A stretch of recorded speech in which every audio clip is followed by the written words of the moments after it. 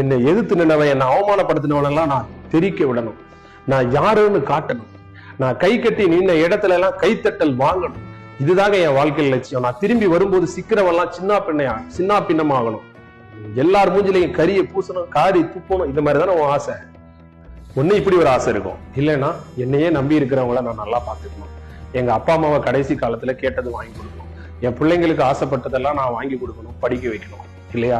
என்னை சார்ந்து இருக்கிற எல்லாரும் நல்லா இருக்கணும். அதுக்கு நான் ஒரு உயர்ந்த இடத்துக்கு வரணும். ஒருத்தருடைய ஆசை இந்த ரெண்டு தானே இருக்க முடியும். ஒன்னார் திரளும் உவந்தாரை ஆக்கலும் என்னின் தவத்தான் வரும். இது ரெண்டும் நீ எடுத்துக்கிட்ட காரியத்துல உன் மனசை கட்டுப்படுத்தி நீ செஞ்சேன்னா நிச்சயமா இது ரெண்டும் நடக்கும். யாரெல்லாம் உன்னைய பேசினாலும் அவன் மூஞ்சில கரிய பூசுறத, யாரெல்லாம் உனக்காக கஷ்டப்பட்டாங்களோ அவங்களெல்லாம் உன் தோல்ல தூக்கி சுமந்து அவங்களுக்கு வேண்டியதை நீ செஞ்சு அவங்கள சந்தோஷப்படுத்துறதும் பாசிபிள் ஒன்லி தவத்தால் மட்டுமே அது முடியும்.